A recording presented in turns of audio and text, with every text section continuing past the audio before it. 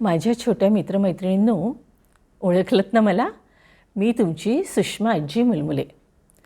महिला प्रबोधन मंडळाच्या संस्कार कवच या मालिकेत श्रीरामकथेचा 11वा भाग आज मी तुमच्यासाठी घेऊन आले आहे. पण गोष्टीला सुरुवात करण्याआधी मला तुमची माफी मागायची आहे, कारण यावेळी मी खूप उशिराने ही गोष्ट तुमच्यासाठी घेऊन आली आहे.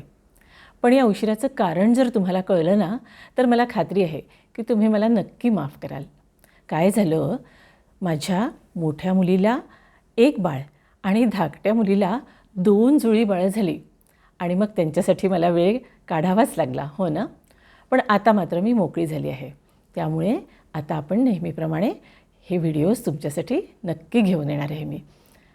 तर मागच्या भागात आपण बघितलं की कैकेयी मातेला दशरथ महाराजांनी दिलेलं वचन पूर्ण करण्यासाठी श्रीराम, लक्ष्मण आणि सीता वनवासाला जायला तयार झाले. आता पुढची गोष्ट आहे का? राम, लक्ष्मण आणि सीता आपल्या आईवडिलांचे, गुरूंचे, ऋषीमुनींचे आणि अयोध्येतल्या प्रजेचे आशीर्वाद घेऊन वनात जायला निघाले. सुमंत्राने राजवाड्यातल्या एका सुंदर रथात त्यांना बसवून शरयू नदीच्या किनाऱ्यापर्यंत आणून सोडलं. पण आपला सगळ्यांचा आवडता राम वनवासात जायला निघाला आहे हे अयोध्येतल्या लोकांना काही सहन होईना. ते सगळे दशरथ महाराजांना नावं ठेवू लागले आणि रामा, आम्हीसुद्धा तुझ्याबरोबर वनात राहायला येतो असं म्हणत हजारो लोक त्याच्या रथामागे चालायला लागले. शेवटी रामानं हात जोडून सगळ्यांना विनंती केली की माझ्या प्रिय अयोध्यावासियांनो, तुम्ही सगळेजण आता आपल्या घरी परत जा आणि आम्हालासुद्धा आपल्या मार्गानं पुढे जाऊ द्या. आता माझ्यानंतर भरत तुमचा राजा होणार आहे, तेव्हा त्याला सगळ्या प्रकारची मदत करा आणि तुम्ही सगळेजण सुखाने राहा. पण लोक काही ऐकेनात.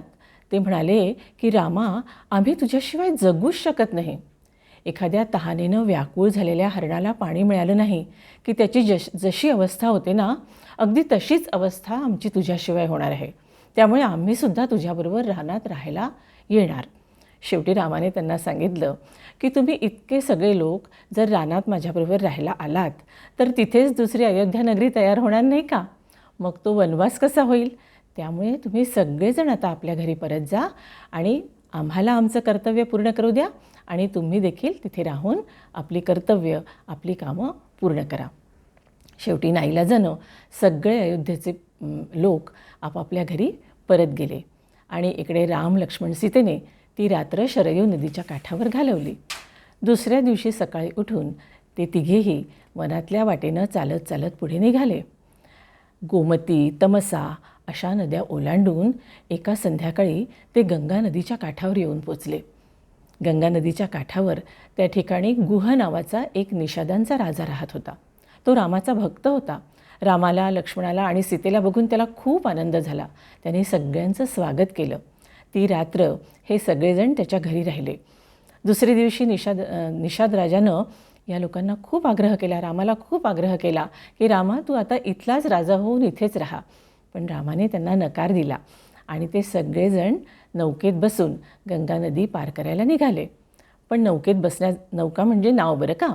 तर नावेत बसण्यापूर्वी राम आणि लक्ष्मणानं आपल्या केसांना वडाच्या झाडाचा चीक, म्हणजे एक चिकट असं दूध वडाच्या झाडातनं निघतं, ते आपल्या केसांना लावून ऋषीमुनींप्रमाणे आपल्या केसांच्या जटा वळल्या आणि हे सगळेजण नावेत बसून गंगा नदीच्या पलीकडे जायला निघाले. गंगा नदीच्या मध्यभागी नाव आल्यावर सीतेनं हात जोडून गंगामातेची प्रार्थना केली की हे गंगामाते, आम्ही जेव्हा वनवासात राहू तेव्हा तू आमचा सांभाळ कर आणि 14 वर्षानंतर जेव्हा आम्ही सुखरूप परत येऊ तेव्हा याच ठिकाणी मी तुझी पूजा करेन. हे सारेजण गंगा नदीच्या दुसऱ्या किनाऱ्यावर येऊन पोचले आणि मग गुह आपली नाव घेऊन परत निघाला आणि राम, लक्ष्मण आणि सीता वनातून पुढे चालत निघाले. चालत चालत ते भारद्वाज ऋषींच्या आश्रमात येऊन पोचले.